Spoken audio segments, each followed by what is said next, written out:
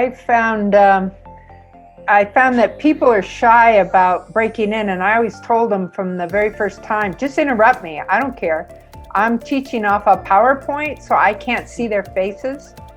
So I have to, and Julie's helped me keeping track of chat if there's a question or a hand raised, because I'm not used to looking for that.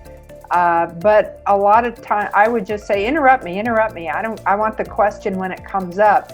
But they hesitate to do that. So one of the things I was surprised that worked is, I'm like, what can I do to get them to talk more, to get them used to it? And so I've had a little quiz a couple times. It's not for a grade. They were opinion things or questions I wanted them to consider about the subject matter. I had like 5 questions that I usually did anyway, but I went, well, I'm just going to do it. So I said, all right, get out a piece of scratch paper. And it was right at the beginning. And I said, just write down a word of these choices of who do you think did these accomplishments, which culture. And then I was quiet and I let them have a chance to write it down. And then I got on and said, who's got it? Something. And then who else? And I say, who else has an answer? What else do you have? And that way it like woke them up and forced them in a way to join in. And then they were more able to talk later. But it's like if you start them out that way and kind of break the silence and get them doing it by direct questioning, they were better with asking questions later, and everybody was relaxed and felt better about it too. Like we had a discussion, oh my gosh.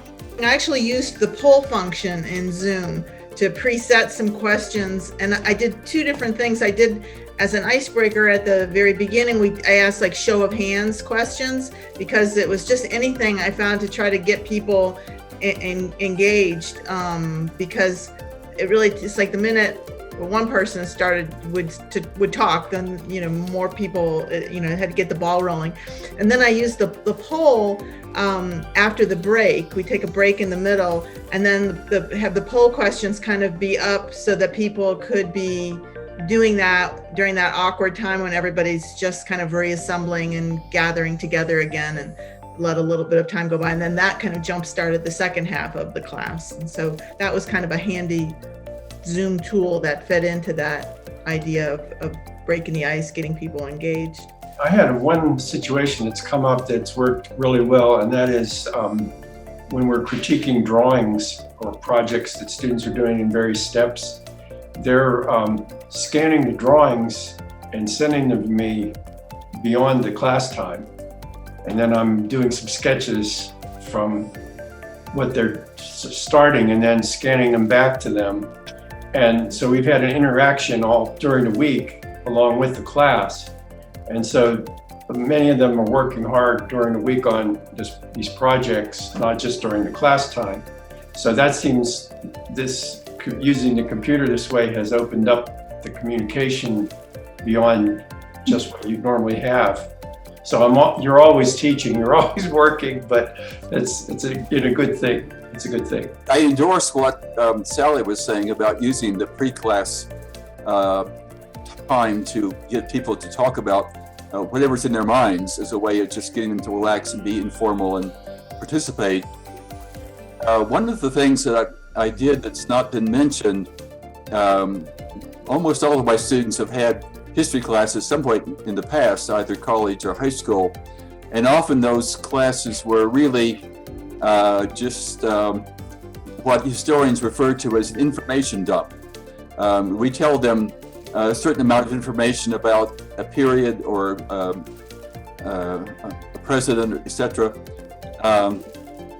And one of the things that I was trying to do was to explain to them that real historians, when they're practicing history, don't do history that way, that we are constantly asking questions about the past.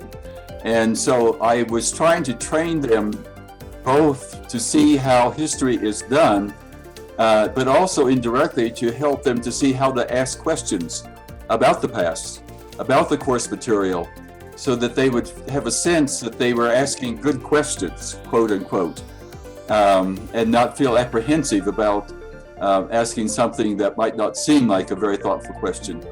And I found that by giving them some training on how to ask questions about the course material, I think it facilitated both asking questions and getting better questions from them.